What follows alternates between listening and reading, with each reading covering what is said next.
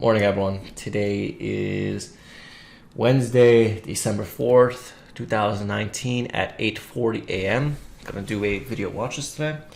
Let's start with VRAY. So this one, as you can see, kind of squeezed everyone out and then kind of closed flat, and today gapped down. So, I mean, what I saw on this one is I like to keep it simple, right? So I want to be shorting this resistance level, which is the 440s level, because that's the previous close, with the plan to add towards this 460s level, which is resistance. So if you look at how I traded in the morning, I mean, I pretty much fucking underperformed. But now it's VWAP, so let me actually test out a long here. Give me a second. Let's do 500 shares. What is it? 16. If I get it at 17. All right, let's try that out. Anyway, so what I did in the morning was I wanted to short this morning rejection of red to green, and I wanted to do kind of like a nail and bail where I take it very quickly, because what I noticed about pre-market trading is that the volume is very light. So if you're not being quick with your entries and your exits, you're gonna get stuck. So I want to take my profit here. I made 15 cents a share. Great. Next thing was, as it popped up, my plan was to short this line over here. I had my order a little bit too high. I had it at 459 and I didn't fill. So I got this one on the way up instead. And I just took the fast money again, took another, 15 cents. And here I am adding up 15 cents here, 15 cents here. So 30 cents in, 19 to fucking like 15 minutes, right? So, I mean, that's a trade that I would take all the time. And I just kept it really simple. Red to green rejection coupled with the line rejection here made for a perfect quick trade. And something about pre-market trading is that I like to use a tenth of my size so that I am protected in case something goes wrong. Next one is DRIO. Had a very quick short on this in the morning as well. No, not DRIO, DLPN I trade. But anyway, DRIO, what I see in this is it kind of pushed and then faded off all day. I mean, in a perfect world, what we get is a morning push towards this $8 mark. Give me a sec. So the $8 mark is going to be the resistance level, the whole number of resistance. Kind of, you can see it based off here.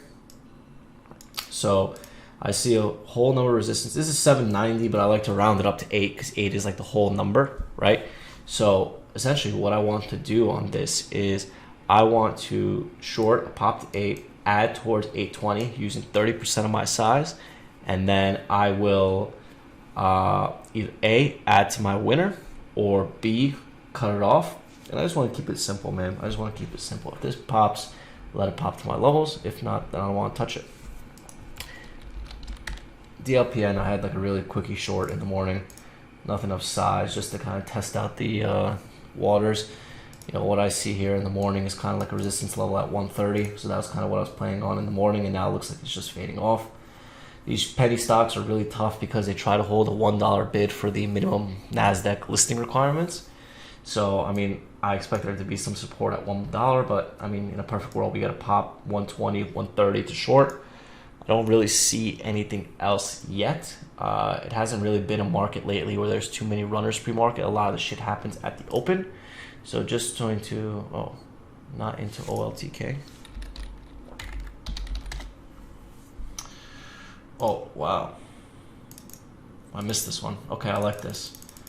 I'd say 165, 160, 155.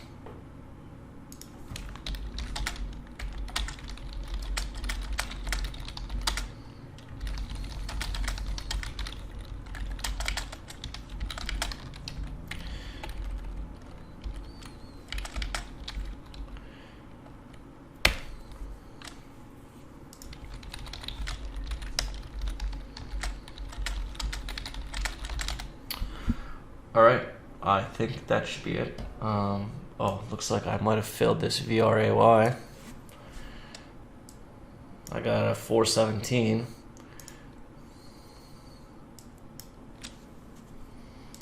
Why did I take this trade? Because the first test, the VWAP usually likes to hold So I like kind of just testing. I'm testing the waters out just a little bit just to see how I could improve my game for the future.